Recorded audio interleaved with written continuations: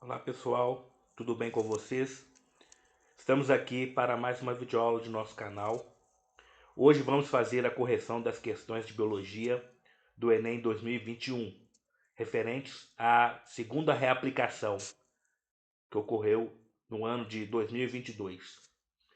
As questões nós vamos ver caíram no segundo dia de provas. Nós extraímos o caderno 7, que tem a cor azul. Então bora lá. Questão 92. Ao longo do processo evolutivo, adaptações anatômicas e fisiológicas permitiram a sobrevivência de plantas às condições dos diferentes ambientes habitados. O quadro apresenta exemplos de 5 plantas com diferentes características: 1. Caule carnoso. 2.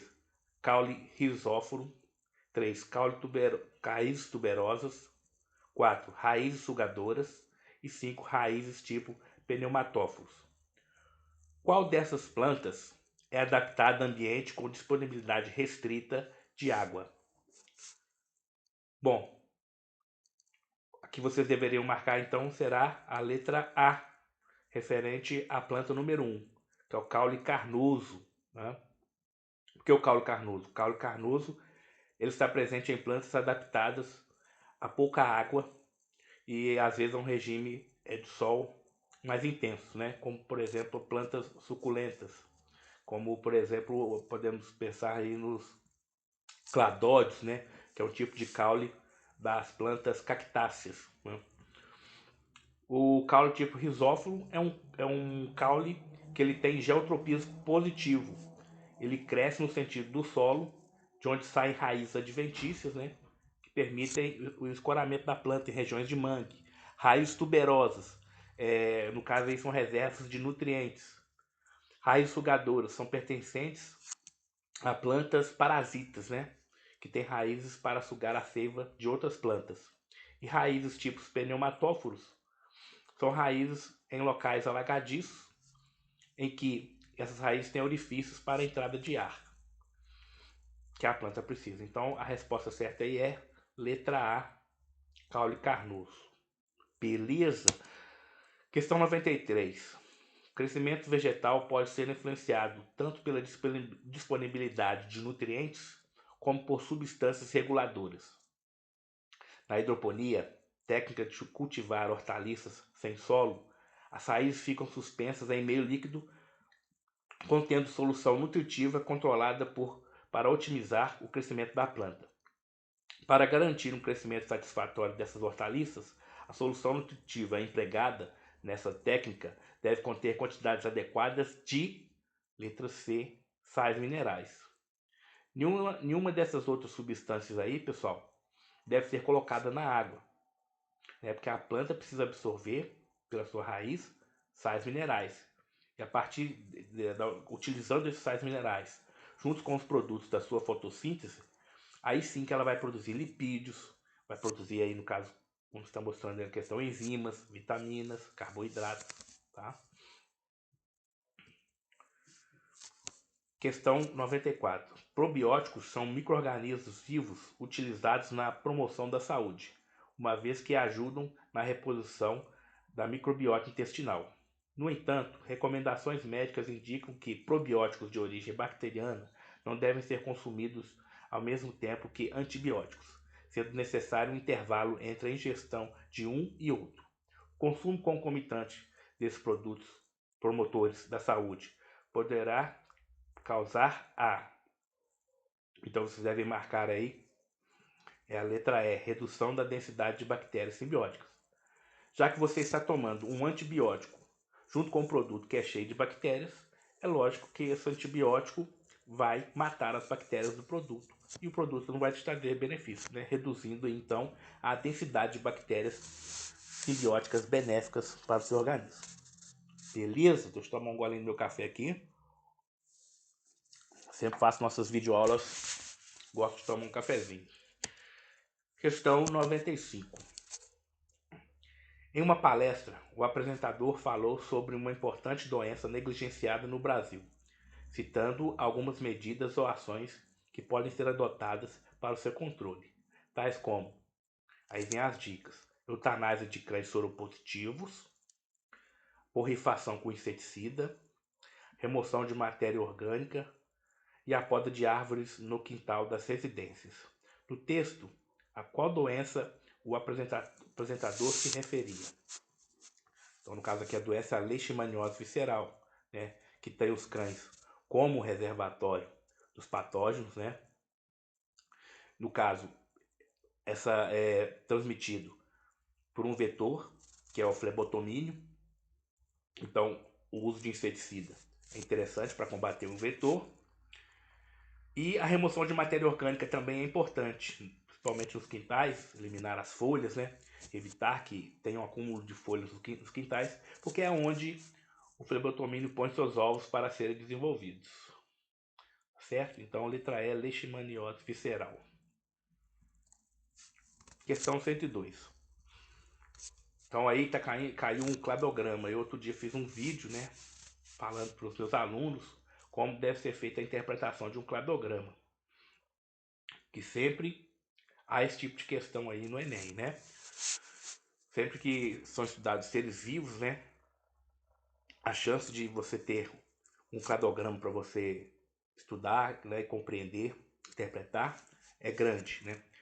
Então o cladograma demonstra o grau de parentesco entre os 5 grupos de animais vertebrados.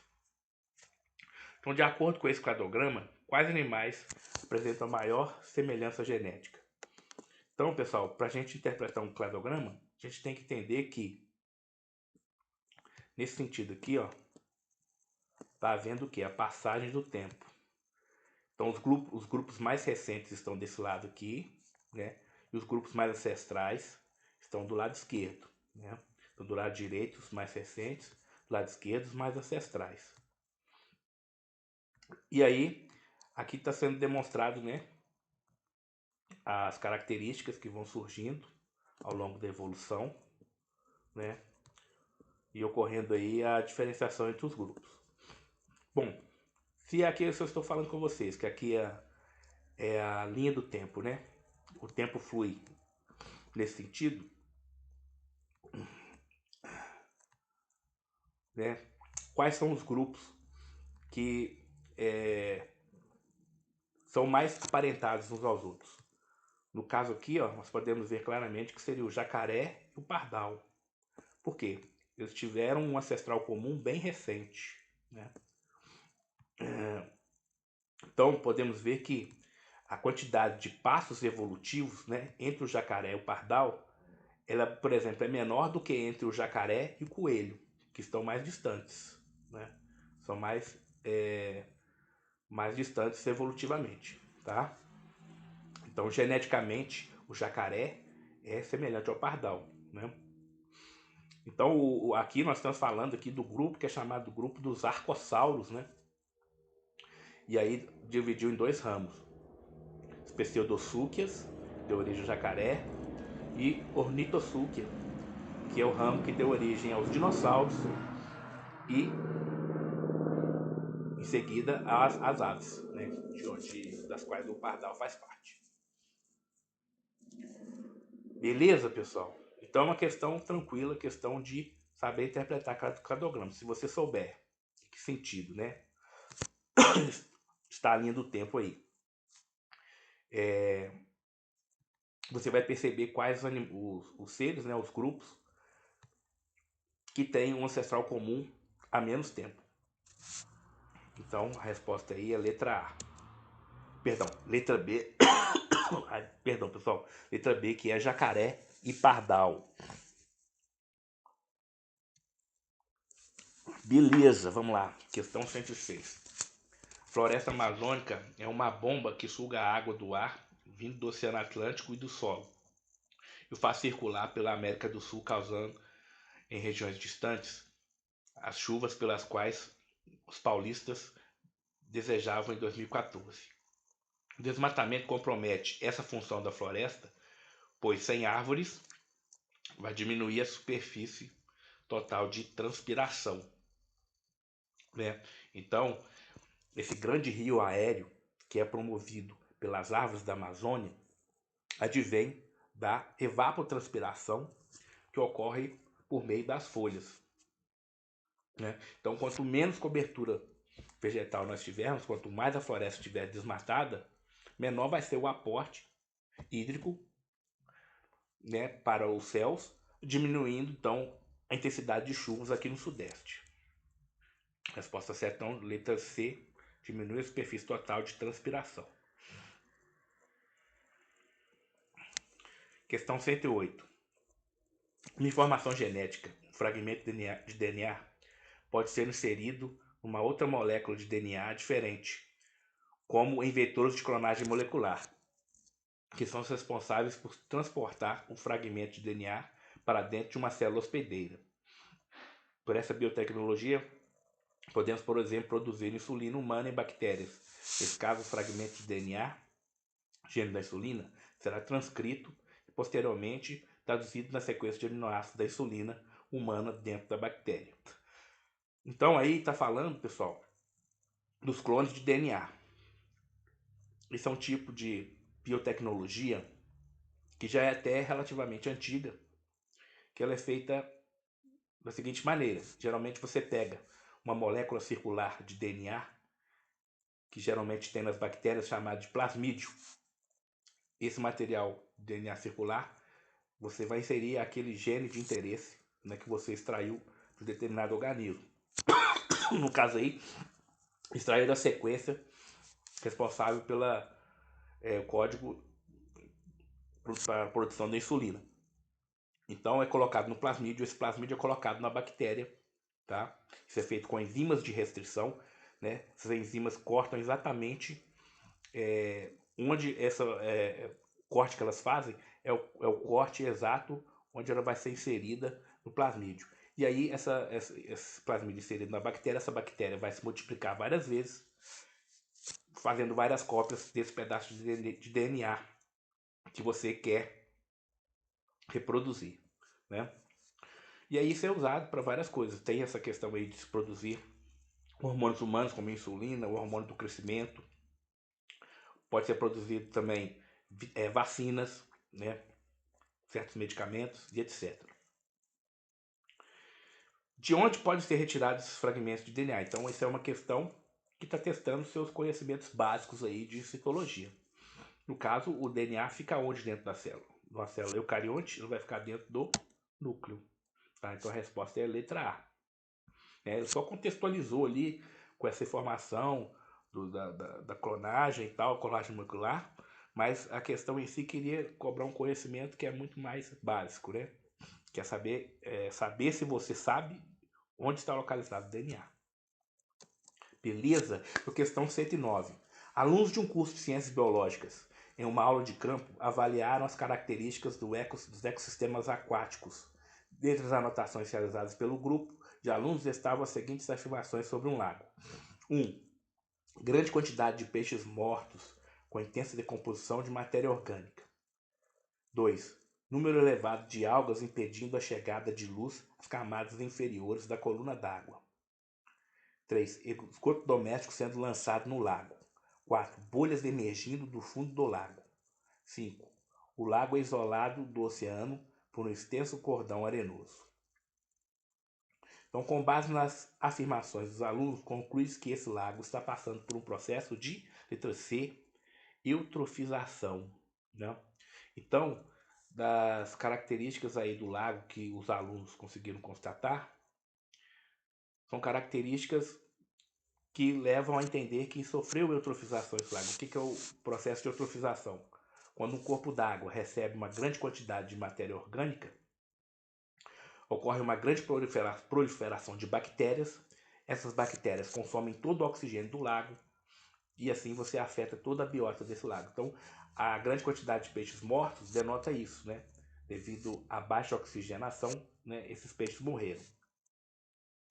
E aí começa a ter uma grande quantidade de algas na superfície, né? Devido ao desequilíbrio ecológico, né? Devido a grande aporte de nutrientes, essas algas elas proliferam demais. E aí elas acabam impedindo a entrada de luz, tá? Então há o esgoto, né, sendo lançado, então há uma carga constante de matéria orgânica sendo lançada, e aí bolhas emergindo do fundo do lago. Como a luz não chega às camadas mais profundas, então não há fotossíntese nas camadas mais profundas ali do lago. Então não há produção de oxigênio. Como não há produção de oxigênio, como há ausência de oxigênio, começa a ocorrer o processo de fermentação e a liberação dessas bolhas aí, que são gases advindos dessa fermentação, ou seja, da respiração anaeróbia, onde não há oxigênio. E aí o lago ele está isolado do oceano por um extenso cordão arenoso, né? Então, para piorar a situação, não há uma reposição de água, né? Não há uma ciclagem da água, né? Que chega até esse lago. O lago está isolado. Então as condições ali naquele lago se mantêm as mesmas, né? Beleza? Questão 110. Em uma aula de métodos físicos de controle de crescimento de micro-organismos, foi realizada uma experiência para testar a ação do calor sobre duas espécies bacterianas, Escherichia coli, é o ensaio A, e a Bacillus subtilis, ensaio B. Nesses ensaios foram adicionadas 2 gotas de cultura pura de cada uma das espécies em tubo de ensaio contendo meio nutritivo proveniente previamente esterilizado. Posteriormente, os tubos foram submetidos aos seguintes tratamentos. Tubo 1, o tubo controle, sem tratamento. Tubo 2, fervura em banho-maria por 5 minutos. Tubo 3, fervura em banho-maria por 20 minutos. Tubo 4, autoclavação, processo de esterilização por calor úmido. Após 48 horas de incubação, foi realizada a leitura dos ensaios, obtendo-se os seguintes resultados de crescimento microbiano. Então tá aí os resultados e vamos ver o que está pedindo. A experiência para testar a ação do calor sobre as duas espécies bacterianas demonstrou que a. Ambos os micro-organismos são resistentes à autoclavação? Não, na verdade é uma afirmação que é falsa. Na verdade, ambos são vulneráveis, né, à autoclavação. Você vê ali com a autoclavação, a presença das bactérias posteriormente foi negativa. Então não são resistentes, né? Eles são frágeis à autoclavação. São suscetíveis, né? B. Ambas as espécies têm resistência à fervura por 5 minutos? Ambas as espécies são resistentes à fervura por 5 minutos. Então a resposta certa é letra B. Né? Vamos ver as outras. Bactéria Escherichia subtilis. Não, na verdade escreveu errado aí. Bacillus subtilis, né? A Bacillus subtilis é sensível à fervura em banho-maria. Na verdade, ela não é sensível, né? Você pode ver que nos 2 ensaios com banho-maria, seja com 5 minutos, seja com 20 minutos, ela resistiu. Então essa aí também está errada. A bactéria Escherichia coli é mais resistente ao calor do que a Bacillus subtilis. Pelo contrário, né? A Bacillus subtilis que é mais resistente ao calor. A gente pode notar aí que no banho-maria por 20 minutos a Escherichia coli já não consegue resistir. Ao contrário, a Bacillus subtilis consegue resistir. Os 2 micro-organismos são eliminados pela fervura por 20 minutos. É mentira, né? Também é uma opção falsa aí, porque a Bacillus subtilis consegue resistir ao banho-maria por 20 minutos. Beleza?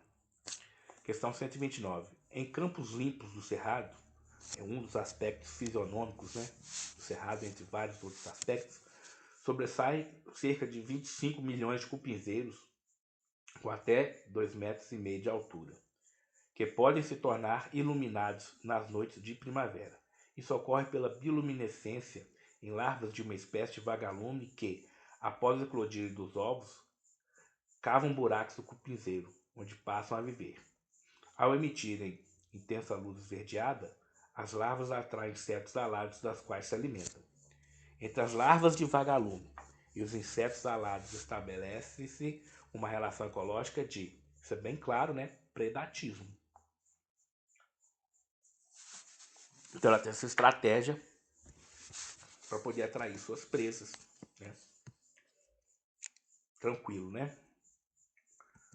Questão 130.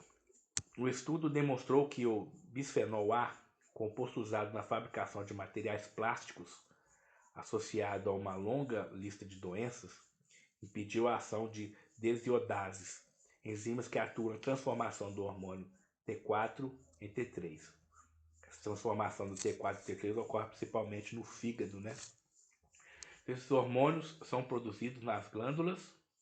Então, mais uma vez, ele contextualiza uma situação para, na hora de cobrar um conhecimento mais básico. Então, ele quer saber dos hormônios T4 e T3 onde são produzidos.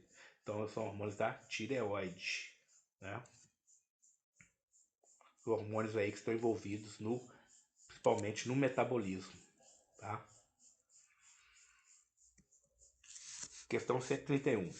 Em certas anemias hemolíticas, estão presentes no sangue circulante algumas hemácias esféricas, esferócitos, que se rompem mais facilmente que as hemácias normais em soluções hipotônicas. Hipotônica quer dizer que tem a baixa concentração de solutos, né? Essa fragilidade é proporcional ao número de esferócitos presentes.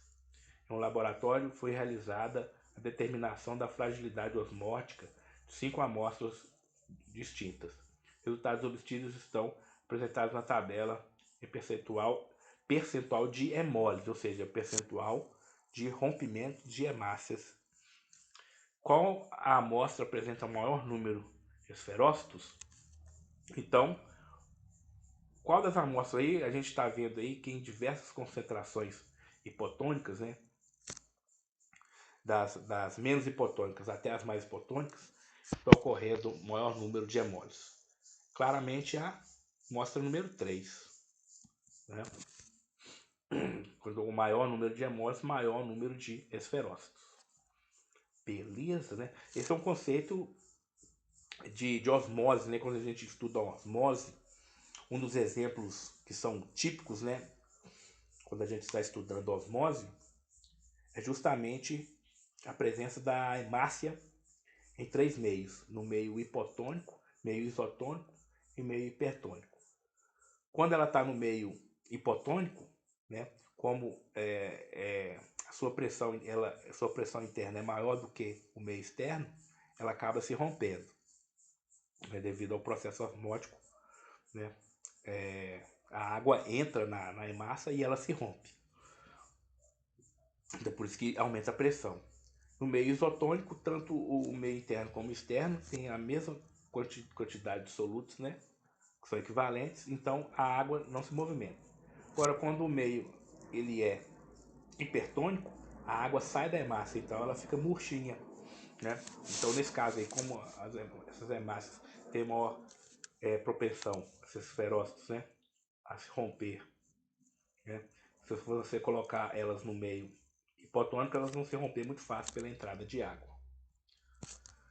Questão 133. Um agricultor, visando melhorar a vida útil dos vegetais que comercializa, optou por embalagens a vácuo. Esse procedimento impede a proliferação dos principais micro-organismos que participam da decomposição dos alimentos, prolongando o período de consumo dos vegetais. Esse tipo de embalagem impede a proliferação de micro-organismos porque impede o contato com o oxigênio, né? Porque tendo oxigênio, você tem um meio propício para as bactérias proliferarem, né, e degradarem o alimento. Beleza? Questão 134. Segundo a propaganda de uma rede de hotéis, milhões de toneladas de detergentes são lançados na natureza para a lavagem de toalhas utilizadas uma única vez. Um projeto para reduzir os impactos ambientais da lavagem de toalhas, além de incentivar a sua reutilização, a rede implementou melhorias no processo de lavagem e substituição dos surfactantes sintéticos por biosurfactantes. A vantagem de uso do biosurfactantes na rede de hotéis seria reduzir a contaminação ambiental por resíduos de limpeza. Se você usa um produto biodegradável, aquele produto vai permanecer menos tempo na natureza, né, sendo logo degradado pelos micro-organismos. Beleza? Questão 135. Uma das principais vítimas do acelerado processo de deterioração causado pela poluição, pela pesca predatória nos oceanos, são os recifes, que estão encontrando nos modernas impressoras 3D poderosos aliados para sua recuperação. Cópias quase perfeitas de recifes produzidos em laboratório estão sendo colocados no fundo dos mares para recompor o que foi destruído. As principais unidades estão submersas há quase um ano e já foram povoadas por peixes, algas e milhares de outras espécies marinhas que dependem dos recifes para se alimentarem. Então, isso é uma medida aí em que você repõe a estrutura do que seria um coral.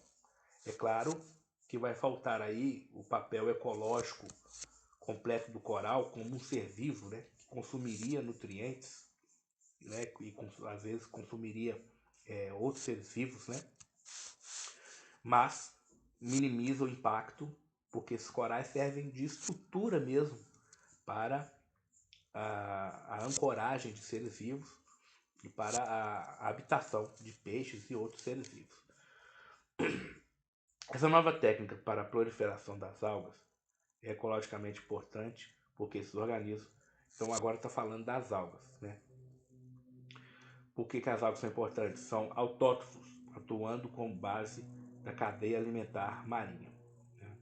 Então, os recifes de corais têm essa importância também, porque muitas delas fazem associação com algas, né? Então, ajuda na oxigenação dos oceanos, né? As algas, né, presentes aí no fitoplâncton também, são o primeiro nível das cadeias alimentares, são os produtores, né?